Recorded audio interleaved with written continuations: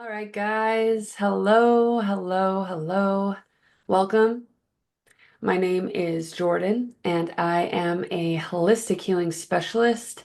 And I help people who feel like they have tried everything and nothing is working. And I help those people heal at all levels, mind, body, and soul, so that they can have a transformation that allows them to reclaim their power and step into their divine purpose in this life. Because so many of us are so freaking caught in our heads about what we should do and who we should be, and all the stories in our head about how good enough we are or are not, and we deserve better. So these next few episodes, I am going to talk about why we do the toxic things that we do to our health, to our bodies, because I know a lot of us, a lot of my clients, a lot of people that I know personally, and my own self for the longest time lived in shame about my relationship with food and especially about the state of my body.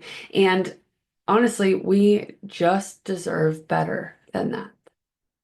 And the Limitless Life Code, which is what this podcast is all about, is helping you break free from the chains that have been holding you back from living a life of true freedom, absolute abundance, and living and walking in your purpose. So there's like a multitude of reasons of why we struggle so much with food. And I'm going to say, I'm going to really bring down this food thing this next few episodes. Like, we're going to really get into it because food is one of those addictive things, one of those blockers. And I don't mean that food's the enemy here. What I'm saying is that our relationship with food, what we use it for, what we know about food, what we've been taught about food, all of these like ideals about what we should be doing with our bodies nutritionally, about what is the right thing to do and how to do it. And it's just, it's just completely twisted. And it is seriously one of the root causes, the major root causes of why our society struggles so much in every other way is because of our relationship with our bodies and how we've been taught to nourish our bodies. We're not nourishing our bodies. And this is one of the most important things that I'm ever going to talk to you about. And I know that it could seem like, you know, it's not as spiritual as it could be, but I'm going to talk about some real world shit that we experience in our lives. And every single one of us either knows someone who struggles with their relationship with their body and their relationship with food, or they are someone who struggles with that. And so this next little while, I'm going to be diving into like a lot about this because it's so important. Because when it comes to healing on, mind, body, and soul levels, your body is a vehicle for everything that you are here to do. Everything that you're here to do is only done while you're in your body. So if you want to be clear and to tap into your intuition and to be able to follow your heart, you have to get right with your body first. You have to. So I want to talk about the three biggest reasons these next little while um, on why we struggle so much in our relationship with food and the solutions that correspond to them. And this week, we're going to talk about the first of the three. And the reason number one of why we struggle so much in our relationship with food is that we have been misinformed. We have been misinformed. And I'm telling you this right now, and you're going to have this episode, and you're going to have probably lots of other episodes where I talk about this kind of thing, about how we've been misinformed. But if you want, I'm going to post a link to a ebook that I have written about this exact topic that we're talking about today. If you want to download it for free, just hop on to the link in the description and you can download that ebook for free. It's something that I wrote a few years ago, and a lot of what I'm going to be talking about today is definitely going to pertain to the information that I put into that ebook. So, in Western society, we have made like so many astronomical advances when it comes to medicine and science and technology. Yet somehow physical health seems to be an ever elusive mystery that never has any concrete answers. And okay, if you've been body conscious for any length of time, you know that it is confusing as heck to try to find what is the best path forward when it comes to reaching fitness goals. Because traditionally, we've been taught to eat less and train more, which on a basic level makes complete sense, which is why we all jump to do the very thing that I just said, eat less and train more every single time we feel insecure or motivated enough to make a change. However, when we blindly eat less and train more for a long period of time, there are a few things that are going to occur.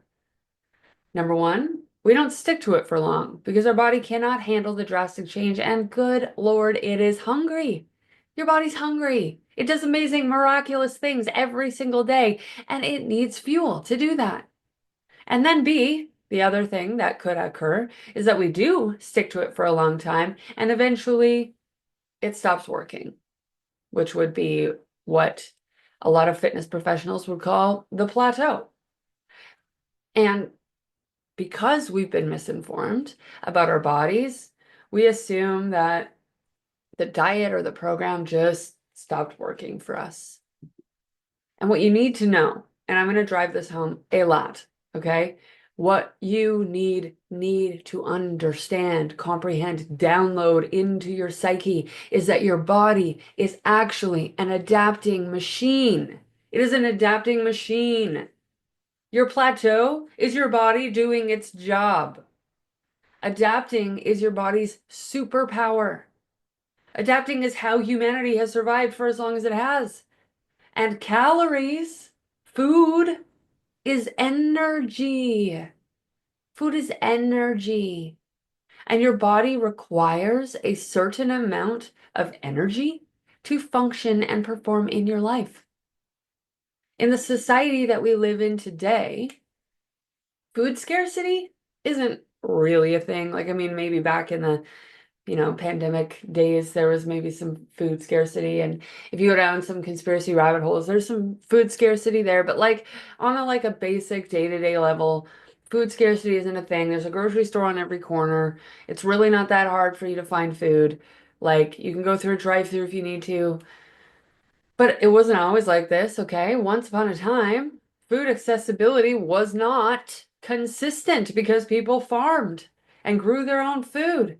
And if there was a drought one year or a fire, you'd have to survive on less food. And guess what? A lot of people would. Most people would survive on less food because your body has this adapting superpower for this exact purpose.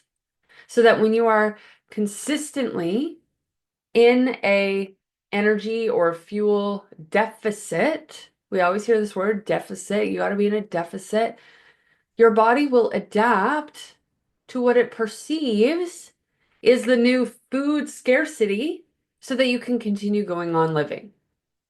Your body is constantly adapting to the environment and the circumstances that it is placed within all the time, no matter what.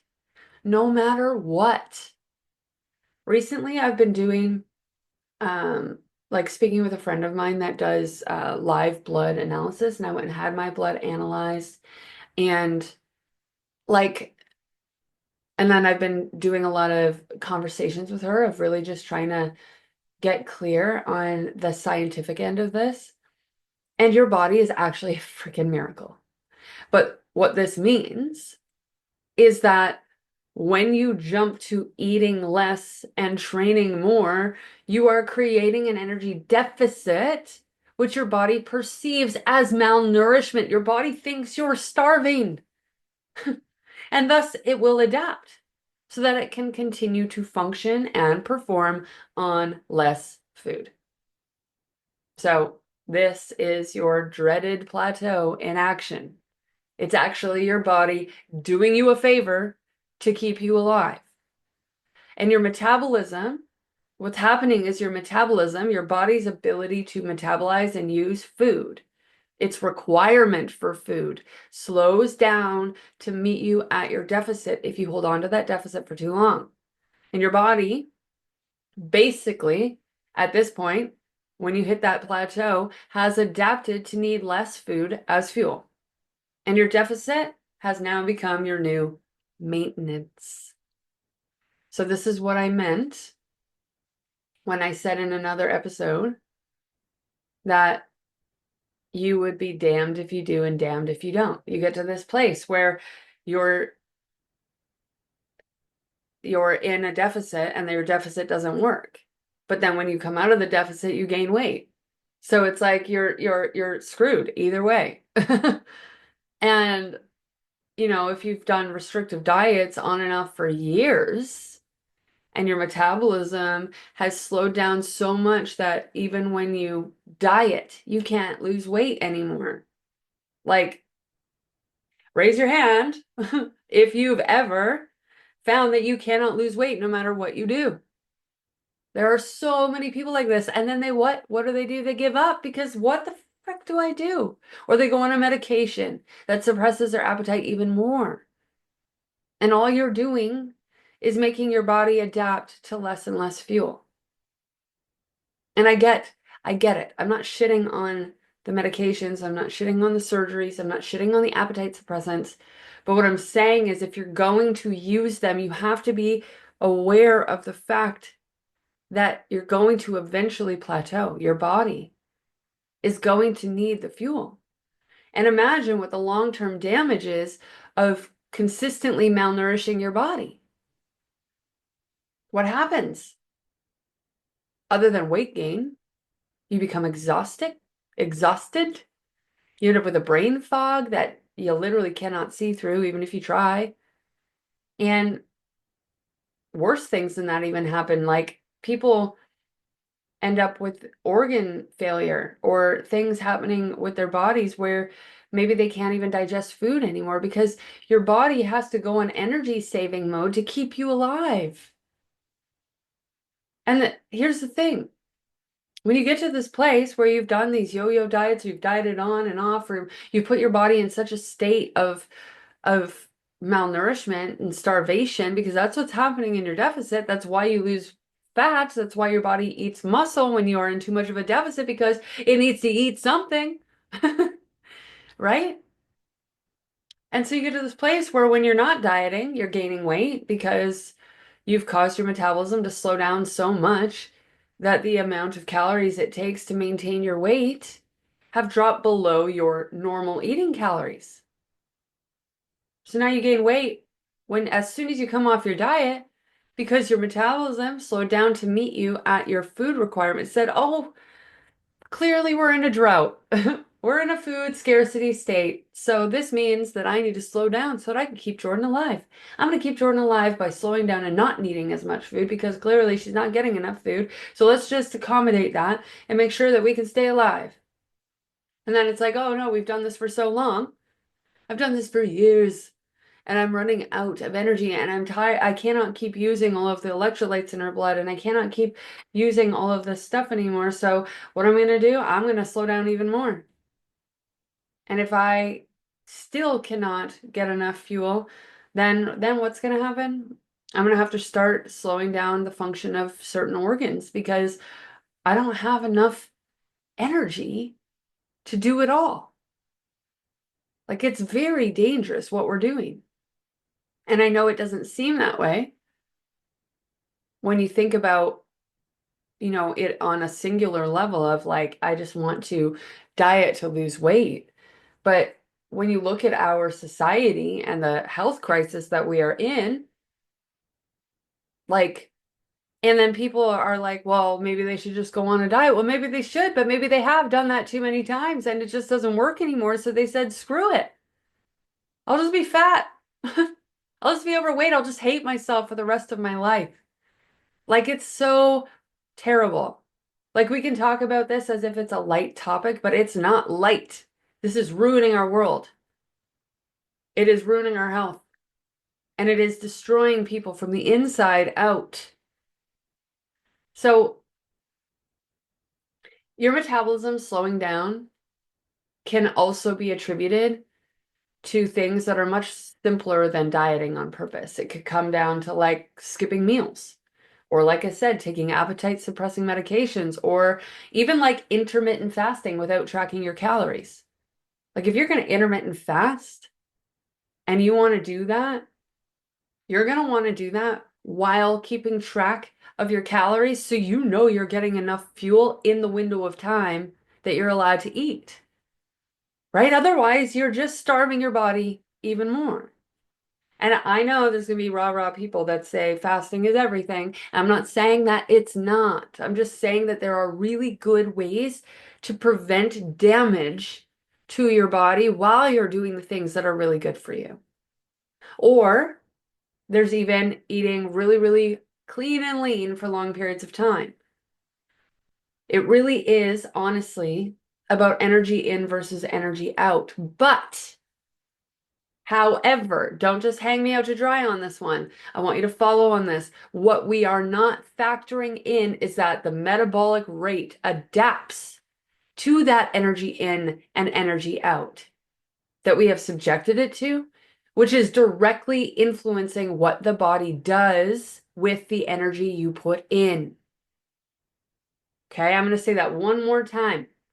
One more time. It truly is about energy in versus energy out. But what we are not factoring in is that your metabolic rate, your body's ability to process the food that is coming in, is adapting to the circumstances and the environment that you're putting it in.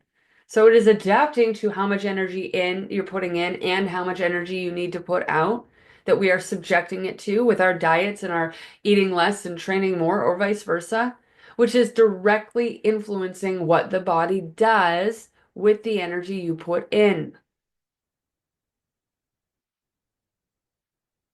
This is why not everything works for everyone. This is why nutrition, metabolic healing, your ultimate health program has to be customized. It has to be customized. And this misinformation has had massive negative impact on so many people. Not just with weight loss, okay? Not just with being overweight and not loving your body, but like with actual overall health. Because when you cut out certain things from your diet for a long period of time, your body's going to adapt to the new normal. For example, okay, if you did keto for 2 years consistently, and I mean the kind of consistent where you do not cheat ever, and you had no carbs and no sugars for an extended period of time, 2 whole years, let's say, your body could forget how to interact with carbs and sugars. It could forget. It could not need to interact with those things anymore. I actually have had consultation call with a friend of mine, a potential client who had been on keto for 2 years and then was deemed to be pre-diabetic at the end of it. Like, why did that happen? Because he did it perfectly. And he did it for so long that his body forgot how to interact with sugars. It didn't need to produce insulin for so long that it forgot how. And I'm not saying it forgot as in it doesn't know how anymore, but it's not familiar. It's not a familiar process that just automatically happens in your body anymore. Right? This is why people who do ketogenic diets for a long period of time can develop insulin resistance and even type 1 and type 2 diabetes. Because the pancreas, if it is not needing to produce insulin for an extended period of time, it can forget how to do that by adapting to what it perceives as your new normal. Like, this is how humanity can survive in different climates and different food accessibility because our bodies are equipped to adapt, to survive. Like, it's actually pretty damn cool if you think about it, okay? Your body is basically superhuman. And once you have the right information about your body's adaptability, you will have the ability to transform your body at your own will. You will be able to take your power back when it comes to your food, your body, your weight, your health completely when you have the right information. Like, there is so much that you can learn. And this is what I've made my life about is learning this stuff and teaching people how to fuel their body appropriately. How this works, how your metabolic health works. I have done this for a really long time because I was consumed by the misinformation. I was consumed by the bro diets and the cabbage soup diets. And I did all the things and I restricted and I ate less and trained more. And then I had a binge eating disorder on top of all that that just screwed me. And it was binge and restrict and binge and restrict. And since doing this, I can't even tell you how many people I have helped repair their metabolism so that they can actually lose weight and maintain that weight loss and become the leanest, strongest, healthiest version of themselves while eating as much food as they want, while fueling their bodies, while never needing to be in some 1,500 calorie a day diet or 1,200 calorie a day diet again. Like I have a client in his 60s who is a binge eater for 50 years, an extreme binge eater to the point of creating diabetes in his body, type 1 and type 2. And within 1 year of working together, he completely overcame his binge eating disorder, completely. He actually has not binged ever again, since the day we started working together, which was 2.5 years ago now. And he is the leanest, the strongest he's ever been, eating more food every single day than you could possibly imagine as a diabetic. Like we have him when him and I completed our work together, he was eating 340 grams of carbohydrates a day as a type 1 and type 2 diabetic with an A1C of between a 5 and a 6. And when I got him, he was at an A1C of a 12. 12. And an A1C of a 9 is high risk. He was a 12. Like the amount of healing that occurs when you know what to do with your body, when you're doing the right things for your body. And that comes down to fueling it appropriately, repairing your metabolism, eating for your genetics, making sure you're eating the right kinds of food for your body, for your health, for your blood. Like there are so many factors in this that allow you to get your body right. That is so important. Like, it's so important. And that is what I feel called to teach you guys here. And you know what? The stuff we talk about when it comes to manifestation and embodiment and knowing who the fuck you are, all of that is still true. It's all important. But what if there was What if we were made of all three parts? What if we are spirit, mind, and body? And what if we need to take care of all three on all three levels in order to have a transformation that lasts your entire life, that allows you to step into your limitless life? But the first step is to get the right information. It's the right information. That's what you need. So diet society has robbed you of your ability to listen to your body's cues. It's robbed you. Diet society has lied to you. But I don't think that they lied to you on purpose. I mean, I'm not even going to bring that up.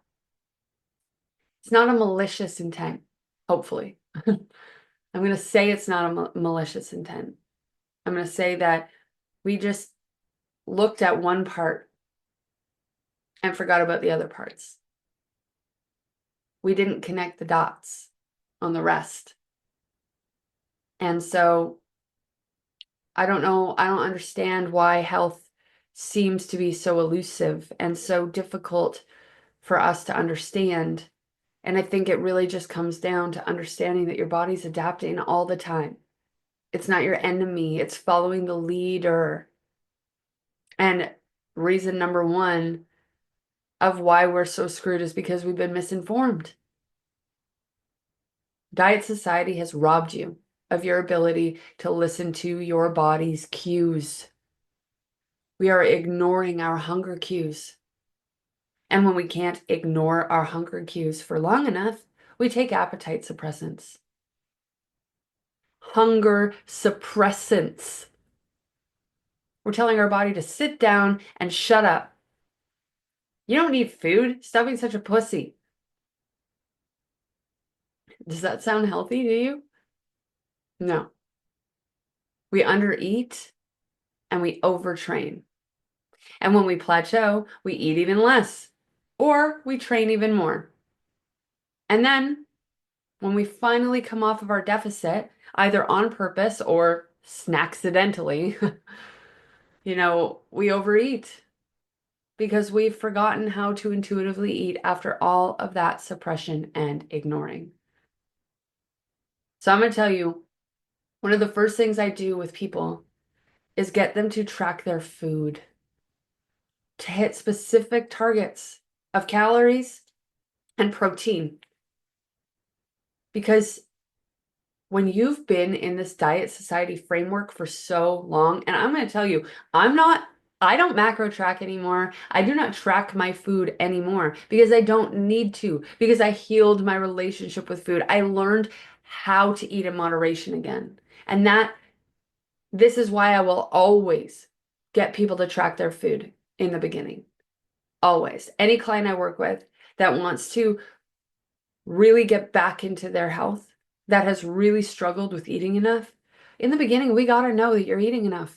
We got to get you there. Tracking your food, it helps you relearn what it means to eat enough. To eat enough. Tracking your food teaches you how to eat in moderation again. Tracking your food teaches you that no food is bad food. And it helps you to eliminate shame if you're doing it the right way. Tracking your food helps keep you out of your head. It actually helps keep you out of your head if you're doing it the way that I teach you, because you know that what you ate and what you are eating and what you will eat all fits and is helping you get to your goal. Tracking your food helps to eliminate the Last Supper mentality because you don't have to restrict anything. You can have all your favorite snacks in moderation daily when you track your food. Tracking your food gives you consistency, which allows your body to learn how to trust you again and adapt on purpose with intention, following your lead. And when you are in control of your body's adapting power, you can do anything with your body composition. And I mean anything. You can do anything with your body composition. You can improve your maintenance calories by the thousands. By the thousands. When I started working with that client I just explained to you, that I just told you about, He was eating 1,700 calories a day as a bodybuilder and then binge eating every third or fourth day. And now he eats 32 to 3,500 calories a day every single day and is the leanest, strongest, most fittest at 62 years old that he's ever been. You can rebuild your damaged metabolism when you are in control of your body's adapting power. You can improve your insulin resistance to be almost nil. You can build muscle. You can lose fat at the same time. You can improve your sleep. And you all know what happens when you improve your sleep. Everything gets better. You can improve your performance and your energy. You can completely transform your relationship with food to be one of ease and no shame. And I tell you, I have worked with clients like the one I just described to you, who was a binge eater that literally could not stop, who had worked with other coaches that were binge eating specialists. And there is no method like this method. And I cannot emphasize enough how important and valuable this skill set is to have. I cannot. And how much it can completely transform your health, your body, and your life. I honestly don't understand how this seems to be the best kept secret in the health industry, but I can also see how this is the best kept secret in the health industry, because with the health industry comes the pharma industry. And well, if you follow the money, you can see where that leads. But the key thing that I hope that you take away from this video is that you can take your body back. You can. You can take your body back. You can heal your relationship with food. You can completely rebuild your metabolism from scratch. You can burn more fat on more food.